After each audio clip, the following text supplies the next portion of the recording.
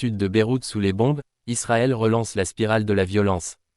Dans un nouvel acte de provocation inacceptable, l'armée israélienne a frappé hier soir un bâtiment civil dans le quartier de Hadat, au sud de Beyrouth.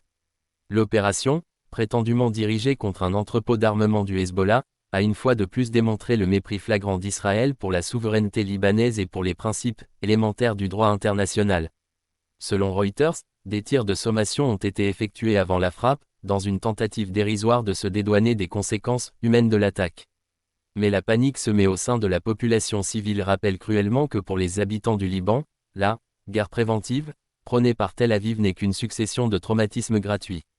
Cette attaque survient malgré un cessez-le-feu conclu en novembre 2024 sous l'égide des États-Unis, censé garantir une stabilité fragile dans la région. Comme l'a dénoncé le président libanais Joseph Aoun, il s'agit là d'une violation intolérable de la souveraineté nationale, appelant la communauté internationale, et particulièrement Washington et Paris, à ne plus fermer les yeux sur les dérives israéliennes, Al Jazeera. Le Hezbollah, cible présumée de cette frappe, n'a pour l'instant pas réagi publiquement.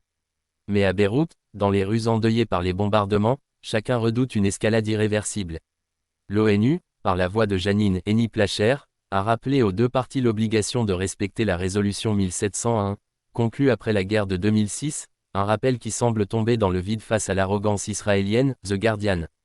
Alors que le Liban lutte pour sa reconstruction, étranglé par une crise économique sans précédent, ces frappes irresponsables viennent ajouter l'insécurité à la misère. Elles sapent chaque espoir de paix durable dans une région déjà au bord du gouffre. À Hadat, les habitants nettoient aujourd'hui les gravats des rues, la peur dans le cœur, mais la dignité intacte. Le peuple libanais, une fois de plus, résiste.